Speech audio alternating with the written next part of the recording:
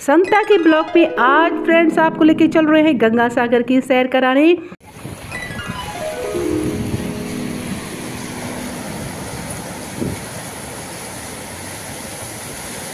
सारे तीर्थ बार बार गंगा सागर एक बार, ये कहावत तो आपने सुनी होगी। और यहाँ जाने के लिए आपको कोलकाता या सियालदा से नामखाना के लिए आप लोकल ट्रेन ले सकते हैं या फिर टैक्सी से भी आ सकते हैं। नामखाना आने के बाद आपको काकद्वीप के लिए ऑटो रिजर्व कर सकते हैं, टैक्सी ले सकते हैं, बस भी चलता है उससे भी जा सकते हैं।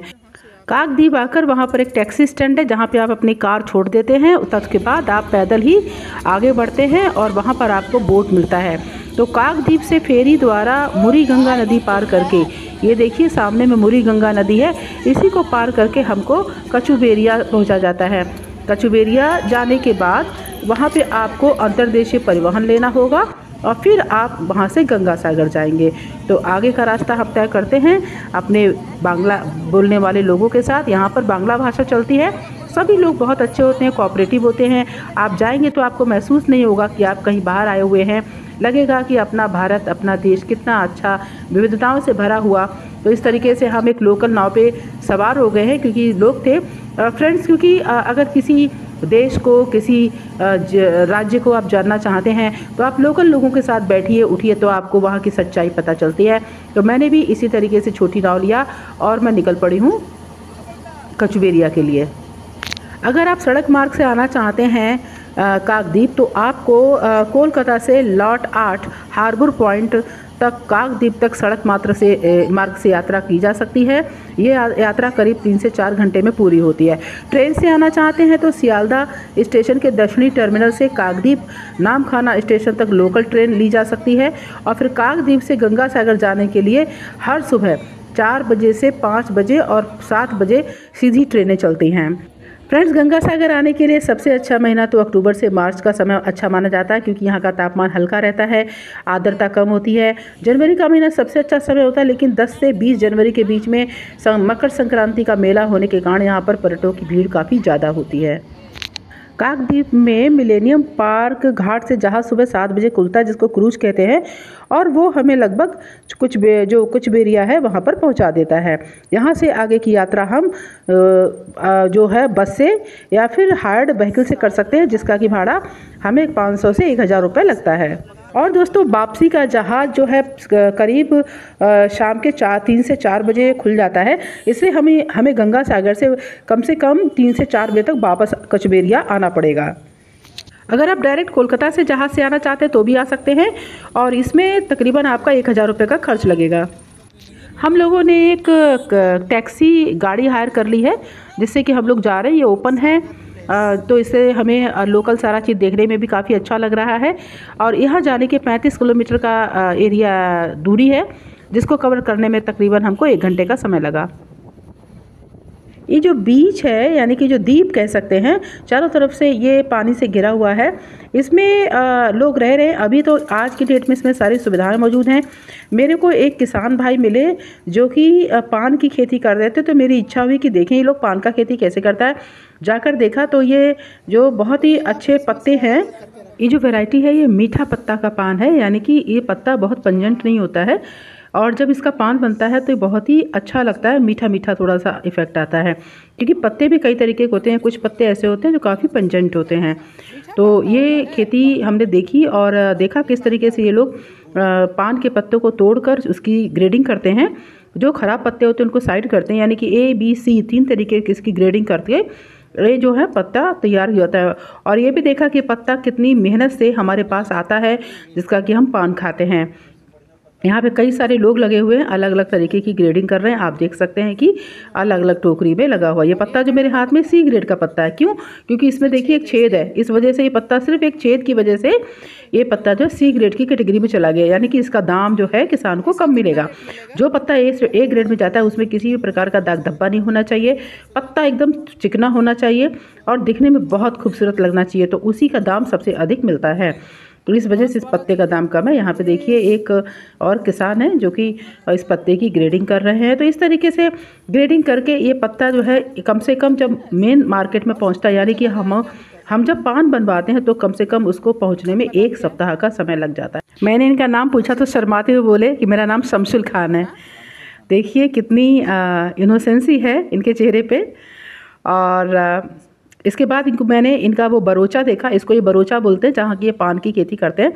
ये शेडनेट का बना होता है, इसी के नीचे अंदर पान की खेती की जाती है। तो फ्रेंड्स, अब हम पहुंच गए हैं गंगा सागर। 1 घंटे की यात्रा करने के बाद आप देखिए यही जो ग्राउंड है, मेला ग्राउंड है, यहाँ पर मेला लगता है और लोग जो हैं गंगा सागर में स्नान करने के लिए निकल चुके हैं।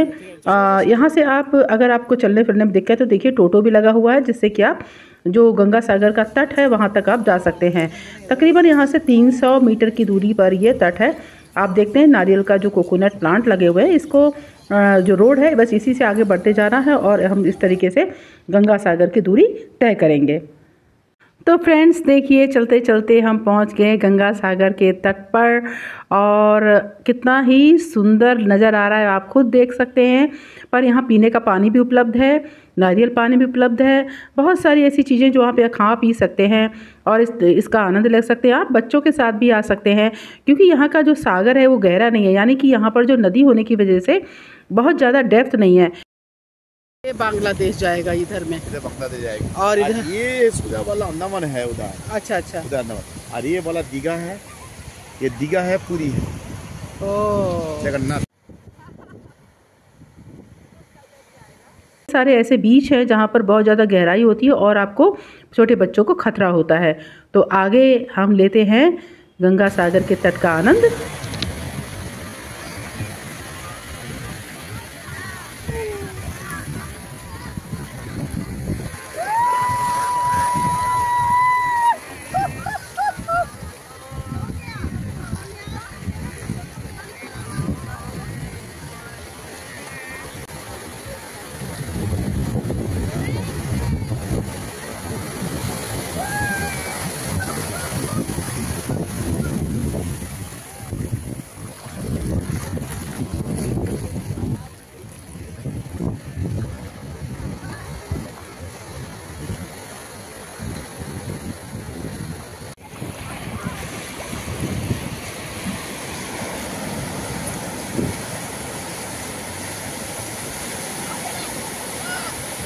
ये है समंदर का शोर,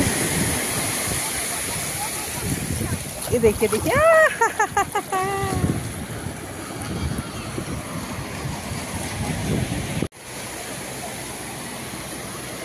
ये देखिए यहाँ का जो बालू है किस तरीके से समुद्र के किनारे इकट्ठा होता है। जैसे धार आता है, मैं आपको लहर भी दिखाती हूँ। One wave is coming. काफ़ी फ्लैट है यहाँ का ये बैंक किनारा, इस वजह से बहुत ज़्यादा मतलब रिस्की नहीं है। जैसा कि पुरी का है, काफ़ी शॉर्ट है, एकदम से वेव आती है और चले जाते हैं। इसमें आप आनंद ले सकते हैं। यहाँ पे सारी सुविधा भी है। आप देखिए यहाँ पर ये कपड़ा बदलने का, लेडीज़ हैं साथ में तो कपड़ा बदलने का है, ये 20 रुपया चार्ज है। 20 रुपया देके आप यहाँ पे कपड़े को एक्सचेंज कर सकते हैं। तो सुविधाएं दी हैं।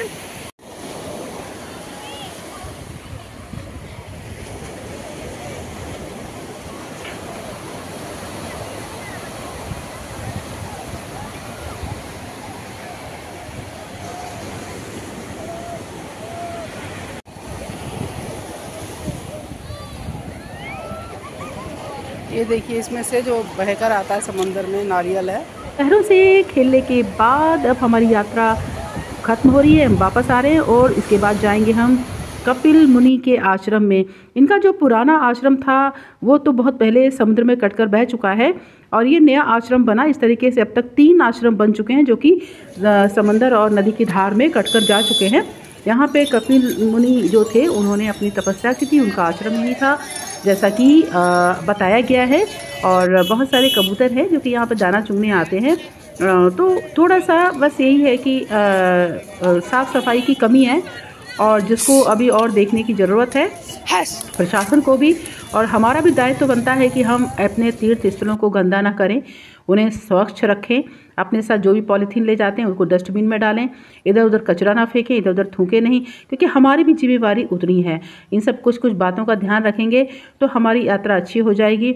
देखिए अब हम जा रहे हैं उस मंदिर में, कपिल मुनि का आश्रम है, उस मंदिर में जा रहे हैं। लेकिन यहाँ पर थोड़ा कैमरा प्रतिबंधित है फ्रेंड्स, तो आगे का फुटेज मैं आपको दिखा नहीं पाऊँगी।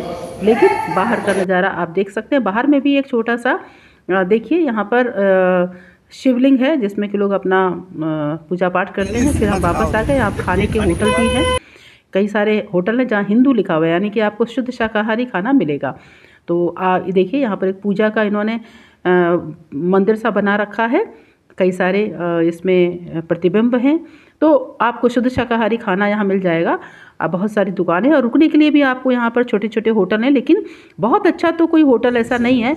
और अगर आप रुकना चाहते हैं तो छोटे मोटे लॉज हैं जिन्हें जो कि सस्ते दाम पर उपलब्ध हैं, आप उसमें रुक सकते हैं।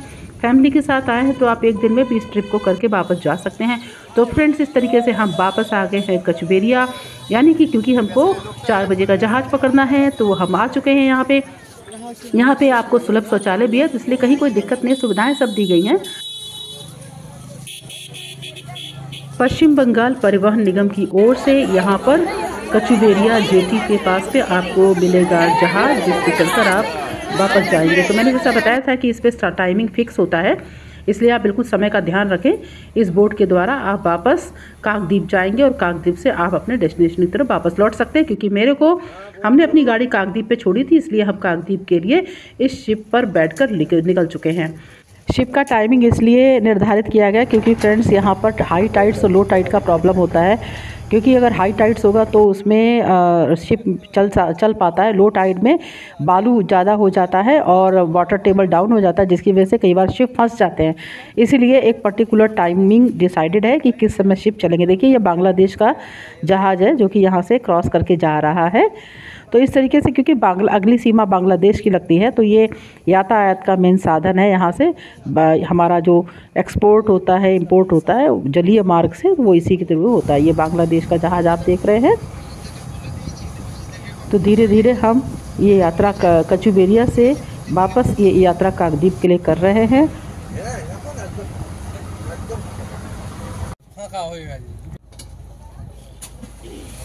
आप देखिए हमारा शिप जो है धीरे धीरे पोर्ट की तरफ बढ़ रहा है, यानी कि लॉन्च एरिया जहाँ से हमारा पोर्ट हम उतरेंगे। अब ये लग चुका है और जहाज़ हमारा लग गया है। इसके बाद सभी लोग इससे उतर रहे हैं। तो बहुत आसान है ये यात्रा और अभी सरकार ने काफ़ी सुविधाएं भी दे रखी है, तो इसका आप आनंद लीजिए और एक बार गंगा सागर ज़रूर आइए। क्योंकि जो आप सुनते हैं उसको प्रत्यक्ष रूप से देखिए और नज़दीक से देखिए इस प्रकृति को कि नेचर ने कितनी विविधता भरी है, कितना खूबसूरती से सजाया है इस नेचर को। तो ये पल और ये क्षण याद लिए मैं तो वापस जा रही हूँ और उम्मीद करती हूँ कि आप भी वापस ज़रूर आएंगे, इस यात्रा को पूरा करेंगे और मैं वापस अपने गंतव्य के लिए यानी कि कोलकाता के लिए निकल चुकी हूँ। Thank you so much friends, बने रहने के लिए मेरे साथ। बाय बाय, फिर मिलेंगे।